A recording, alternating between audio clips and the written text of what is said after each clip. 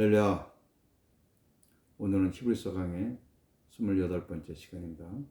오늘의 본문의 말씀은 히브리서 10장 26절에서 31절 말씀입니다. 한 절씩 보겠습니다. 우리가 진리라는 지식을 받은 후 짐짓 죄를 범한 즉 다시 속지 않은 제사가 없고 오직 무서운 마음으로 심판을 기다리는 것과 대적하는 자를 태울 맹렬한 불만 있으리라. 모세의 법을 폐한 자도 두세 증인으로 말미암아 불쌍히 여김을 받지 못하고 죽었거든. 하물며 하나님의 아들을 짓밟고 자기 일을 거룩하게 한 언약의 피를 부정한 것으로 여기고 은혜의 성령을 욕되게 하는 자가 당연히 받을 형벌은 얼마나 더 무겁겠느냐 너희는 생각하라. 원수 갚는 것이 내게 있으니 내게 갚으리라 하시고 또다시 주께서 그의 백성을 심판하리라는 말씀하신 것을 우리가 아노니. 살아계신 하나님의 손에 빠져들어가는 것이 무서울진저. 아멘. 오늘 말씀의 주제는 예수를 버리는 짐짓죄는 용서가 없습니다 하는 것입니다. 26절에서 31절 말씀인데 우리 한 절 한 절 보겠습니다. 26절 보십시오. 우리가 진리를 아는 지식을 받은 후 짐짓 죄를 범한 즉 다시 속죄하는 제사가 없고. 아멘. 우리가 복음의 진리를 알게 된 후에 짐짓죄가 무엇이냐면 알면서 지은 죄입니다. 구약에서는 이 짐짓죄를 고범죄라고 말하고 있죠. 고의적으로 범한 죄라는 것입니다. 그러니까 알고 짓는 죄죠. 이 죄를 지으면 잘못된 것을 알면서도 짓는 거죠. 이 죄를 지었을 때 다시 그 죄를 씻을 제사가 없습니다. 이 말씀도 히브리서 6장 4절에서 6절의 말씀같이 복음의 관점에서 우리가 볼 수 있어야 됩니다. 보겠습니다. 한번 빛을 받고 하늘의 은사를 맛보고 성령의 참여한 바 되고 하나님의 선한 말씀과 내세의 능력을 맛보고도 타락한 자들은 다시 새롭게 하여 회개하게 할 수 없나니 이는 그들이 하나님의 아들을 다시 십자가에 못 박아 드러내놓고 욕되게 함이라. 아멘. 복음의 관점이란 이 말씀을 복음의 관점으로 볼 때 복음의 관점이란 구원은 어떤 경우에도 취소되거나 반복될 수 없다는 것입니다. 복음의 진리라는 성도라도 살아가면서 짐짓죄, 즉 고범죄를 얼마든지 지을 수가 있습니다. 저와 여러분도 마찬가지입니다. 우리가 우리 안에 예수를 모시고 살면서도 우리가 죄를 안 짓고 삽니까? 천만의 말씀이죠. 하루에도 수십 번, 수백 번 죄를 짓고 삽니다. 여기 다시는 그 죄를 씻을 제사가 없다라고 하는 말씀은 진리를 아는 자가, 구원받은 자가 짐짓죄를 지으면 다시 구원받을 수 없다, 그런 말이 아닙니다. 그런 말이 아니라 그들의 죄를 사해주기 위해 또다시 예수 그리스도의 속죄가 필요하지 않다는 말씀입니다. 저나 여러분이나 짐짓죄 다 짓지요. 크든 작든 고의적으로 죄를 지어요. 그렇다고 구원이 시도되는 것은 아니지 않습니까? 또다시 그렇다고 예수의 속죄가 필요한 것이 아니지 않습니까? 왜냐하면 우리 죄를 사해 주시기 위하여 예수 그리스도께 지시할 십자가는 단 한 번뿐이기 때문입니다. 다시 말씀드리지만 우리가 죄를 지을 때마다 십자가에서 제사함 받기를 원한다면 이는 예수 그리스도와 십자가를 모독하는 것입니다. 거듭 말씀드립니다. 알고 짓는 짐짓죄는 성도인 우리도 얼마든지 질 수가 있는 죄이죠. 또한 짐짓죄로 인하여 구원이 취소된다면 어느 그 누구도 구원받을 사람이 없다는 것입니다. 자, 27절 말씀 봅니다. 오직 무서운 마음으로 심판을 기다리는 것과 대적하는 자를 태울 맹렬한 불만이 있으리라. 아멘. 오직 두려운 마음으로 심판을 기다리는 것과 하나님의 거역하는 자들을 태울 무서운 불만 있을 뿐입니다. 이 말씀을 이해하기 위해서는 히브리서의 배경에 우리가 주목할 필요가 있죠. 그래서 제가 첫 시간에 배경이 참 중요하다고 말씀을 드렸습니다. 그 사실을 모르면 해석이 안 되는 부분들이 드문드문 나옵니다. 오늘 본문도 마찬가지죠. 이 본문에서 말하는 짐짓죄가 무엇입니까? 이들이 알고도 짓는 죄가 무엇입니까? 우리는 그걸 찾아봐야 됩니다. 본문의 짐짓죄는 어떤 도덕적인 죄를 말하는 것이 아닙니다. 그것이 아니고 히브리서 수신자들이 복음의 진리를 듣고 깨달아서 유대교에서 기독교로 개종하여 복음의 귀한 것을 알고 있지만은 복음으로 사는 것이 너무 힘들었습니다. 그들에게 닥쳐오는 핍박이 너무너무 견디기가 힘들었죠. 그래서 다시 유대교로 돌아가고자 하는 것을 지금 진집제라고 말하는 겁니다. 알지 않습니까? 복음이 귀한 것 알지 않습니까? 복음이 없으면은 구원받지 못한다는 거 알고 있지 않습니까? 알면서 다시 유대교로 돌아가려는 짐짓죄 이해가 되십니까? 히브리서 기자는 복음으로 살기가 힘들다고 복음 주체인 예수 그리스도를 버리고 유대교로 다시 돌아가고자 하는 자들에게 너희들이 다시 돌아가게 되면은 하나님의 무서운 심판만이 남아있다는 매우 강렬한 메시지를 그들에게 지금 던지고 있는 것이죠. 이는 그들이 다시 유대교로 돌아가는 것을 막기 위해서입니다. 막기 위해서 지금 아주 강렬하게 메시지를 주고 있는 것이죠. 그 증거로 히브리서 기자는 이러한 경과 후 우리가 다음 시간에 볼 말씀인데 32절 39절에서 수신자들이 복음으로 살아온 지난날의 삶을 격려하고 그들을 우유라는 아주 부드러운 메시지로 마무리하고 있습니다. 다음 주에 확인해 보겠습니다. 자, 28절 말씀도 봅니다. 모세의 법을 폐한 자도 두세 증인으로 말미암아 불쌍히 여김을 받지 못하고 죽었거든. 네. 28절에서 모세 율법을 어긴 자도 두세 증인이 있으면은 불쌍히 여김을 받지 못하고 죽임을 당했다는 것입니다. 자, 신명기 17장 2절에서 10절 말씀. 자, 교독해서 봅니다. 네 하나님 여호와께서 내게 주시는 어느 성 중에서든지 너희 가운데에 어떤 남자나 여자가 네 하나님 여호와의 목전에 악을 행하여 그 언약을 어기고 가서 다른 신들을 섬겨 그것에게 절하며 내가 명령하지 아니한 이를 성신에게 절한다 하자. 그것이 내게 알려짐으로 내가 듣거든 자세히 조사해 볼지니 만일 그 일과 말이 확실하여 이스라엘 중에 이런 가증한 일을 행함이 있으면 너는 그 악을 행한 남자나 여자를 내 성문으로 끌어내고 그 남자나 여자를 돌로 쳐 죽이되 죽일 자를 두 사람이나 세 사람의 증언으로 죽일 것이요 한 사람의 증언으로는 죽이지 말 것이며 이런 자를 죽이기 위하여는 증인이 먼저 그에게 손을 댄 후에 뭇 백성이 손을 댈지니라. 너는 이와 같이 하여 너희 중에서 악을 제할지니라. 아멘. 보십시오. 모세의 율법을 어겨도 두세 사람의 증인이 있으면 이렇게 죽임을 당했습니다. 그런데 하물며 자 히브리서 10장 29절 말씀 봅니다. 하물며 하나님의 아들을 짓밟고 자기를 거룩하게 한 언약의 피를 부정한 것으로 여기고 은혜의 성령을 욕되게 하는 자가 당연히 받을 형벌은 얼마나 더 무겁겠느냐 너희는 생각하라. 아멘. 그의 율법을 어겨도 두세 사람의 증인만 있으면 죽임을 면할 수가 없었는데 하물며 복음으로 사는 것이 너무 힘들다고 하나님의 아들 예수 그리스도를 버리고 배교한다면 하나님의 형벌이 얼마나 크고 무서울지를 너희가 한번 생각해 보라는 것입니다. 기독교에서 유대교로 다시 돌아가는 것은 예수 그리스도를 버리는 배교 행위입니다. 유대교는 예수님이 없습니다. 오늘 본문에 보니까 이는 예수 그리스도를 짓밟는 것이요 자기를 거룩하게 한 언약의 피를 부정하는 것으로 여기는 것이요 또 성령의 은혜를 욕되게 하는 것입니다. 이 역시도 그들이 다시 유대교로 돌아가는 것을 막기 위한 강렬한 메시지지만 그들이 끝까지 예수 그리스도를 버리고 유대교로 돌아간다면 한 심판은 절대 피할 수가 없을 것입니다.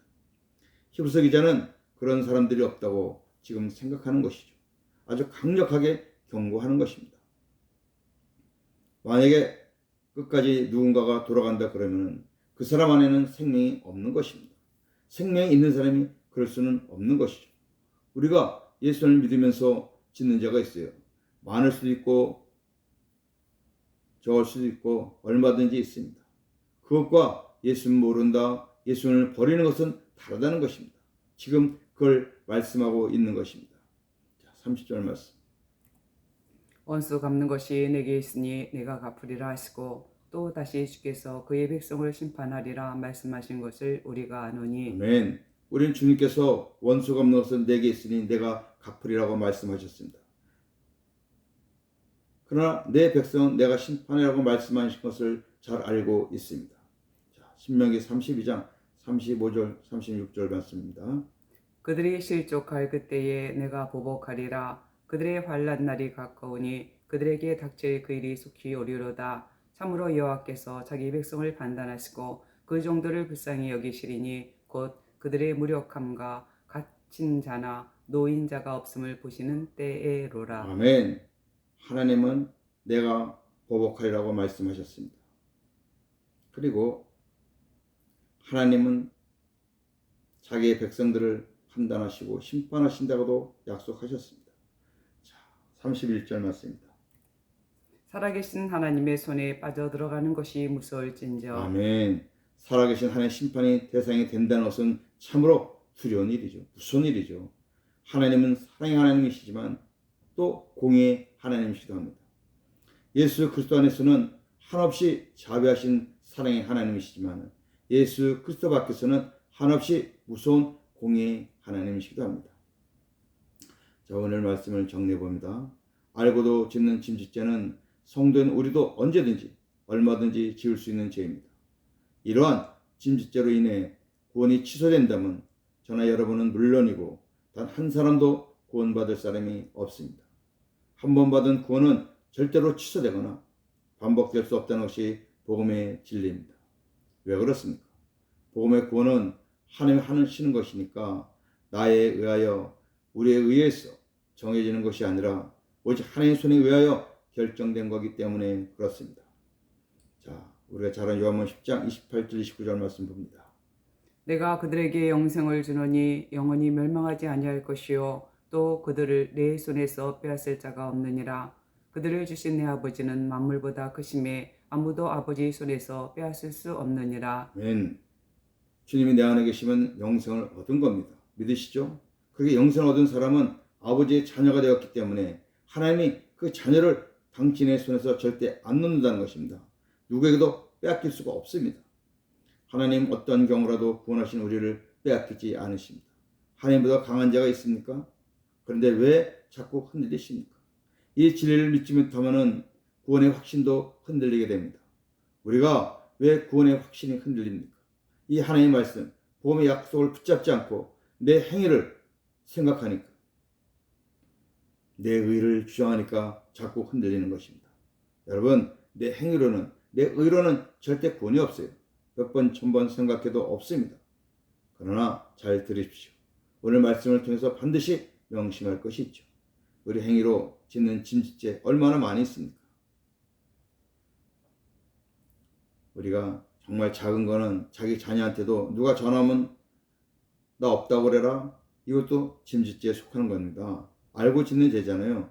작은 거 하나라도 큰 건 더 말할 것도 없지만, 그런데 우리 행위로 짓는 짐짓죄는요, 어떤 죄라도 다 용서받을 수 있습니다. 그걸로 인해서 우리 구원이 취소되지는 않습니다. 그 죄에 대해서 책망은 받을지언정 취소는 구원은 관계가 없습니다. 그러나 우리를 구원하신 예수 그리스도를 배교하는 짐짓죄, 생명이 있는 사람은 절대 배교할 수가 없습니다. 일시적으로 우리가 약해서 죄를 범할 수는 있지만 예수를 모른다며 버리고 구원자도 아니라는 식으로 배교하는 짐짓죄는 예수님이 나의 구원이요 생명이신 진리를 알면서도 끝까지 예수님을 배교하는 짐짓죄는 용서받을 수 없다는 것입니다. 바로 오늘 본문이 이 사실을 우리에게 증거하고 있습니다. 히브리서 기자는 히브리서 수신자들이 그렇지 않을 거라고 생각하면서 말하는 것입니다. 경고로. 그러나 그 중에 생명이 안 된 사람들도 있을 거 아닙니까? 끝까지 예수님을 버리고 돌아가면 그건 용서가 없는 거죠. 왜? 예수님이 없기 때문에 용서가 없는 겁니다. 죄는 사망에 이르는 죄와 사망에 이르지 않는 죄가 있습니다. 잘 들으시길 바랍니다. 자, 말씀 요한일서 5장 16절 17절 말씀 잘 보겠습니다. 누구든지 형제가 사망에 이르지 아니하는 죄에 범하는 것을 보거든 구하라. 그리하면 사망에 이르지 아니하는 범죄자들을 위하여 그에게 생명을 주시리라. 사망에 이르는 죄가 있으니 이에 관하여 나는 구하라 하지 않노라. 모든 불의가 죄로 돼 사망에 이르지 아니하는 죄도 있도다. 아멘. 요한일서 제일 마지막 부분인데 참으로 귀한 말씀입니다. 요한일서는 영생에 관한 말씀을 하고 있습니다. 아주 보험덩어리인 책입니다. 여기 말씀해 보니까 형제가 사망 이르지 않은 죄를 범할 때는 구하라는 것입니다. 구원을 구하라는 거, 기도하라는 것이죠. 기도하면 하나님이 사망에 이르지 아니하는 범죄자들을 위하여 생명, 영생이죠. 영생을 주신다는 겁니다. 즉 구원은 계속되는 거죠. 사망에 이르지 않는 죄 때문에 생명을 빼앗기거나 취소되지는 않습니다. 그러나 사망에 이르지 않은 죄가 무엇입니까? 바로 행위로 짓는 죄들입니다. 예수님을 사랑해요. 예수님을 믿어요. 내 안에 예수님 계신 걸 확신해요. 그럼에도 우리는 크고 작은 죄를 범하고 있습니다. 그 안에는 짐짓죄도 있죠. 그러나 그것은 자백하면 다 사함받는 죄입니다. 그런데 사망에 이른 죄가 있다는 것을 주의해야 됩니다. 요한일서에서 말하는 사망에 이른 죄가 무엇입니까? 영생 대신 예수 그리스도를 거역하는 것이고 그분을 믿지 않는 거예요. 배교하는 것이죠. 그런 사람을 위해서는 어떻게 구하라 하지 않노라. 그런 사람을 위해서는 기도할 필요가 없다는 것입니다. 이것이 결론이에요. 예수를 믿겠다고 우리가 다 같이 이렇게 지금 신앙생활 하는데 그 믿음의 주체인 예수가 없어요. 믿음의 주체인 예수를 거부해요. 그건 사망에 이르는 죄라는 것입니다. 예수 안 믿으니까 결국 사망에 이르는 거죠. 당연한 일 아닙니까? 그러면서 모든 불의가 죄로 돼 사망에 이르지 않는 죄도 있다. 행으로 짓는 죄는 사망에 이르지 않습니다. 이해가 되십니까? 오늘의 말씀의 결론이죠. 예수 그리스도를 배교하는 죄는 사망에 이르는 죄입니다. 아무리 힘들어도 예수님을 버리면 안 됩니다. 항상 보험 되시는 예수님의 승리하는 삶을 살아가시기를 주님의 이름으로 축원합니다. 아멘. 기도하시겠습니다. 하나님 아버지, 우리가 복음을 듣고 깨달아 주님을 영접하고 주님과 하나 되었습니다. 머리 대신 주님 모시고 주님 말씀 듣고 살려고 오직 주님 바라보며 주님께 생수를 구하며 성령 충만한 기름 부으심을 구하며 사는 저희들도 때때로 죄를 지을 수 있음을 고백합니다. 고의도 알면서 죄를 짓죠. 그렇다고 그것 때문에 우리의 구원이 취소되거나 다시 반복될 수 없다는 것을 저희들은 잘 압니다. 우리를 미혹하는 사단의 유혹에 넘어가지 않게 하여 주옵시고. 그러나 우리가 어떤 행위로 짓는 짐짓죄는 용서받았지만 우리의 믿음의 죄, 우리의 온전히 예수님을 우리가 배교하고 즉 배신하고 그 주님을 포기하고 그 주님을 떠나 세상으로 돌아간다면 그 죄는 용서받을 수가 없습니다.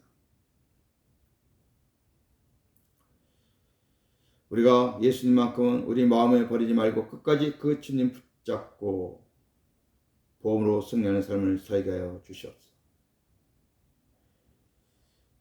우리 안에 예수님이 계신다는 우리가 확실히 믿고 고백할 때 주님 끝까지 우리를 지켜줄 줄로 믿습니다. 항상 주 안에서 보험으로 승리하는 삶을 살게 하여 주시옵소서. 모든 말씀을 예수님의 이름으로 간절히 기도드립니다. 아멘. 할렐루야. 자, 모든 영광을 하나님께 올려드립니다.